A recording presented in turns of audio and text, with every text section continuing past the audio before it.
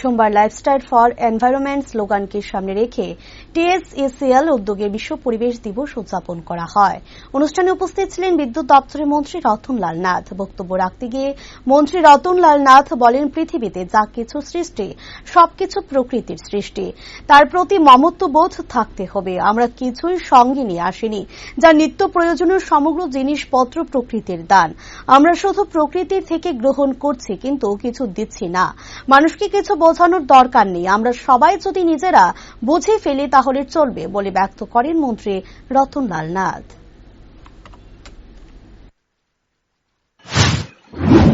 পৃথিবীতে যা কিছু প্রকৃতির সৃষ্টি, তার প্রতি মমত্ববোধ থাকতে হবে।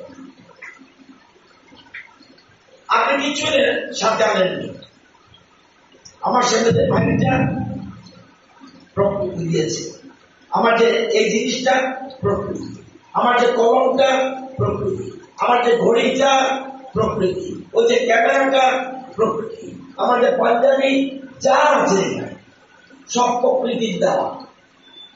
আপনি কিচ্ছু করেন, আমি শুধু প্রকৃতিকে নিচ্ছি, তাকে কিছু দিচ্ছি না।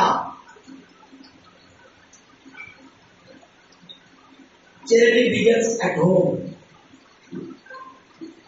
মানুষকে বোঝানোর দরকার নেই, আমি নিজে বুঝেছি কি।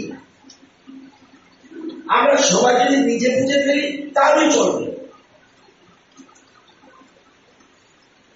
মানুষকে বোঝানোর দরকার নেই। অনেকে বলবেন না মানুষ মানছে না, আমি আগে নিজে মানি, আমাকে নিজে মানতে হবে।